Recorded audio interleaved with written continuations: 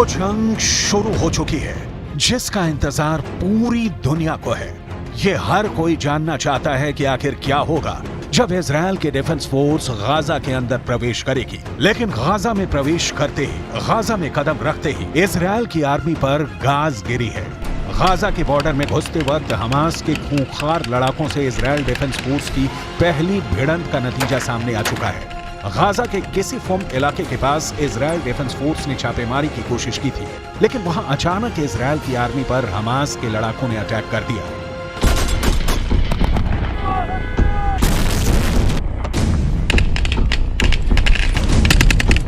Hamas के लड़ाकों ने इजराइल के मरकावा टैंक पर एंटी टैंक मिसाइल लॉन्च कर दी, जिसमें एक इजरायली सैनिक मारा गया है और कई घायल हुए हैं। गाजा को हमास ने एक ऐसा किला बना दिया है जिसको जीतने के लिए इजराइल को भारी कुर्बानी देनी पड़ सकती है, और ये बात पहली खतरनाक खूनी झड़प से समझ में आ रही है।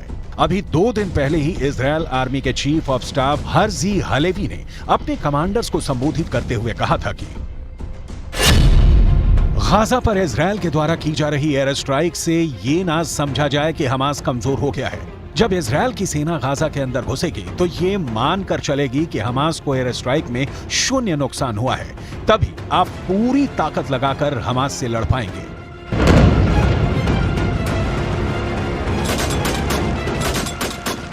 इजराइल के चीफ ऑफ आर्मी स्टाफ की ये बात सही होने में सिर्फ 2 दिन का वक्त लगा, और ये नजर आ गया कि अभी भी गाजा की जमीन पर हमास की पकड़ कितनी मजबूत है।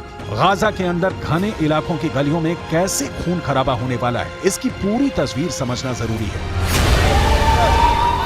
गाजा की गलियों में सेना ऐसी सजी हुई है, अगर इजराइल की सेना गाजा में घुसी तो उसका सामना गाजा के इन लड़ाकों से होगा।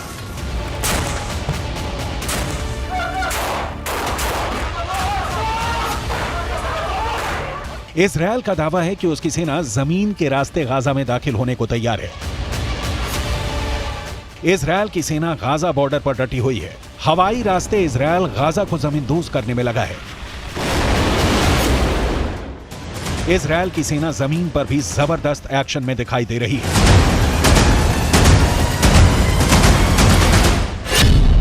इजराइल की सेना की योजना मरकावा टैंक के साथ गाजा की गलियों में दाखिल होने की है। इजराइल का मरकावा दुनिया का सबसे सीक्रेट टैंक के रूप में पहचाना जाता है, जिस टैंक के खिलाफ अचूक मानी जाने वाली मिसाइल भी नाकाम हो जाती है। लेकिन गाजा का दावा है कि वह इन टैंकों को भी फोड़ सकता है। इजराइल की सेना जमीन के रास्ते गाजा में किसी भी वक्त दाखिल हो सकती है, लेकिन गाजा भी उनको मुंहतोड़ जवाब देने के लिए तैयार है। अब सवाल यह है कि गाजा में हमास इजराइल के सैनिकों का मुकाबला कैसे करेगा। इजराइल की सेना को रोकने के लिए हमास के पास और क्या है। गाजा को लेकर पूरी दुनिया इस वक्त सिर्फ 3 सवाल पूछ रही है।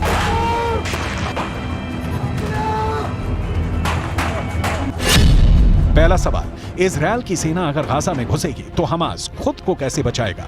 दूसरा सवाल, इजराइल हमला करेगा तो हमास के सामने सबसे बड़ा डिफेंस क्या है। तीसरा सवाल, इजराइल की सेना अगर गाजा में दाखिल होने में कामयाब हो गई तो हमास इजराइल को कैसे हरा सकता है या फिर उसे बुरी तरह जख्मी कर सकता है।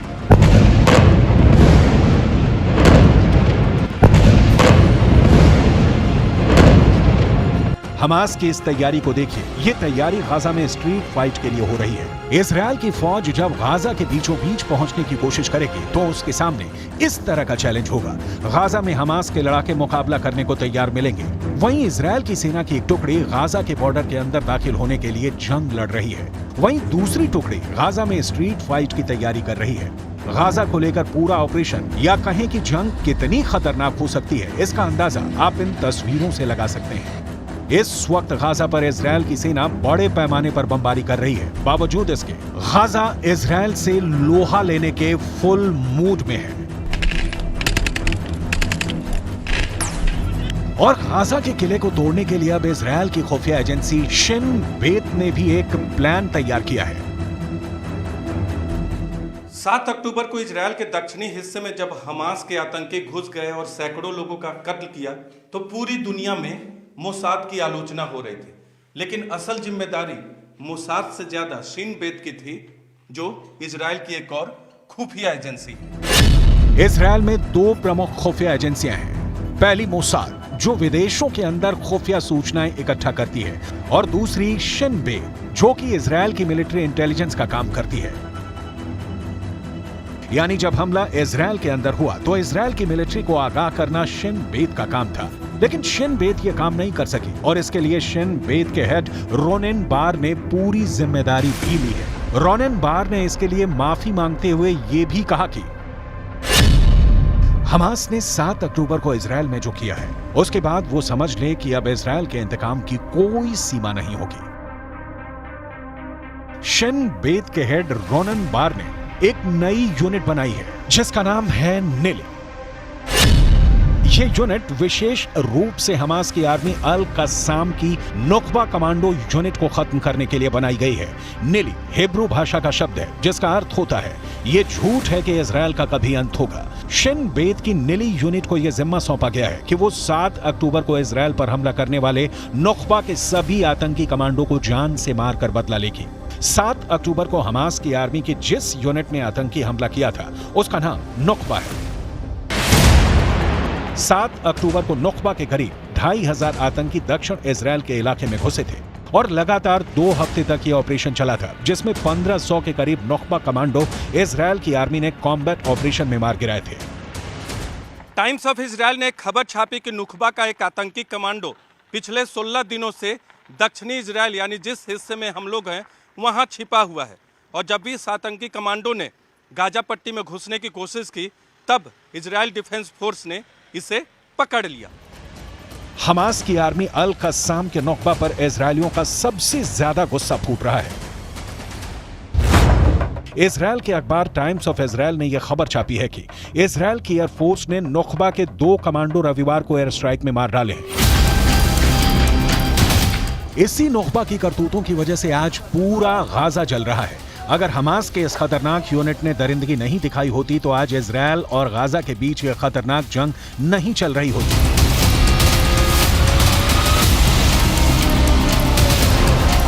यह इस वक्त की गाजा की ड्रोन फुटेज है। ऊपर से गाजा सीमेंट की इमारतों का कब्रिस्तान नजर आ रहा है। ये घर, फ्लैट, बाजार, दुकान कभी हंसियों से गुलजार थे, लेकिन अब ये सब बियाबान हो चुके हैं।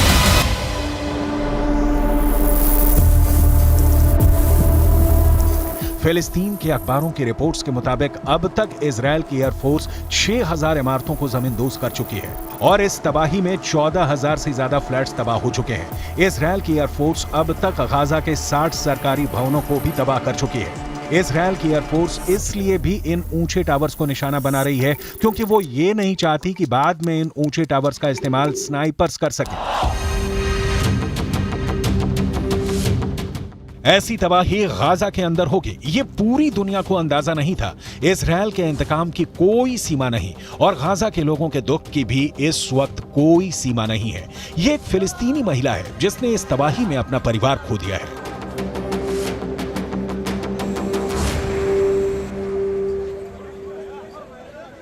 وبالنسبة للشهيد هو على خط واحد مع باقي الشهداء ومع المنتظرين إلى تحقيق النصر. هي معركة حق وباطل، هي معركة حق وباطل أينما كانت. أهل الحق واحد وأهل الباطل واحد، والحق منتصر قطعا لا محالة। गाजा के लिए ये एक आम त्रासदी हो गई है जहां हर दिन एयर स्ट्राइक होती है, सैकड़ों लोग मारे जाते हैं। अब तक करीब 14000 लोग घायल हो चुके हैं, करीब 5000 लोग मारे जा चुके हैं। इनमें से करीब 2000 छोटे बच्चे हैं और 1000 महिलाएं हैं। हमास और इजरायल की इस लड़ाई में आम लोग बुरी तरह से पिस रहे हैं।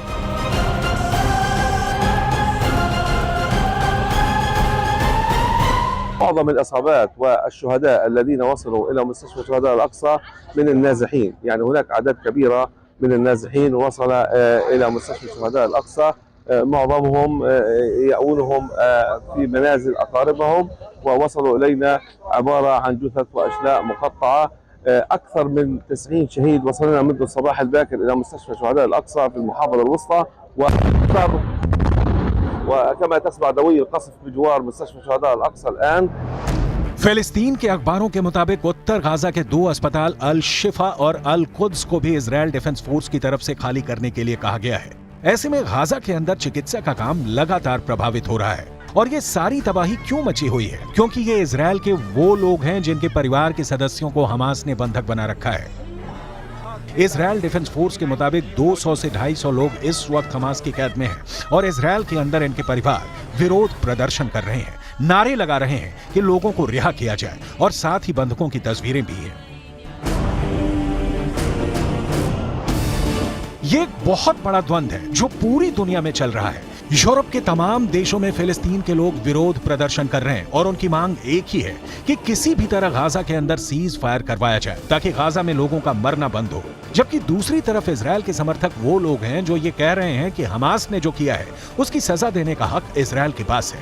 7 अक्टूबर को इजरायल के दक्षिणी हिस्से में जब हमास के आतंकी घुस गए और सैकड़ों लोगों का कत्ल किया तो पूरी दुनिया में मोसाद की आलोचना हो रही थी, लेकिन असल जिम्मेदारी मोसाद से ज्यादा शिन बेत की थी, जो इजरायल की एक और खुफिया एजेंसी है। इजरायल और फिलिस्तीन की इस जंग ने पूरी दुनिया के अंदर कई इलाकों में एक सांप्रदायिक तनाव को जन्म दिया है, जिसका असर अमेरिका और यूरोप के तमाम इलाकों में नजर आ रहा है। ताजा खबर यह है कि अमेरिका में शनिवार की सुबह डेट्रॉयट सिनेगॉग की अध्यक्ष सामंथा वोल की चाकू मारकर हत्या कर दी गई। सामंथा एक यहूदी धर्मस्थल का काम देखती थी। लंदन में फिलिस्तीन का समर्थन और इजरायल का समर्थन करने वालों के बीच भी होड़ नजर आ रही है। पहले फिलिस्तीन के समर्थकों ने लंदन के अंदर एक बड़ा विरोध प्रदर्शन किया। यूरोप के कई अखबारों ने दावा किया कि फिलिस्तीन के समर्थन में 1 लाख लोग उतर आए थे। कई लोगों ने इस प्रदर्शन में आपत्तिजनक नारे लगाए थे, जिनके खिलाफ कार्रवाई हुई है। वहीं दूसरी तरफ इस प्रदर्शन के बाद प्रतिक्रिया में 10,000 लोगों ने ही लंदन में प्रदर्शन किया और वो इजरायल के समर्थन में प्रदर्शन कर रहे थे। स्पेन में भी ऐसे ही प्रदर्शन हो रहे हैं। Esto se va a repetir cada ciertos años, se va repitiendo la misma historia. Si no buscamos una solución fija, que el Estado sionista respete las leyes internacionales, no va a haber una solución a corto plazo. Lo que está pasando ahora pasó hace 10 años y volverá a pasar de aquí a 10 años otra vez. Spain के Barcelona में एक बहुत बड़ा विरोध प्रदर्शन हुआ है। हजारों लोग फिलिस्तीन के झंडे लेकर बार्सिलोना में उतर गए। ये लोग फिलिस्तीन के समर्थन में नारे लगा रहे थे और तुरंत सीज फायर करने की मांग कर रहे थे। No servirá para nada porque los autores de las masacres y los autores y los cómplices de las masacres no estaban, ni el Estado de Israel, ni Estados Unidos, ni la Unión Europea en general. Todos los que estaban allá son títeres, no tienen ninguna autoridad, ni tienen ninguna voluntad ni pueden solucionarlo. युद्ध की विभीषिका इतनी बड़ी है कि रफा crossing के पास भी जब इजरायल के टैंक का एक फायर हुआ तो इजिप्ट में हड़कंप मच गया। बाद में इजिप्ट की फोर्स की तरफ से ये सफाई दी गई कि इजरायल ने मान लिया है कि ये फायर गलती से हुआ था। कुल मिलाकर अगर गाजा की तबाही को नहीं रोका गया तो जल्द ही पूरा वेस्ट एशिया और अरब खौलने लगेगा।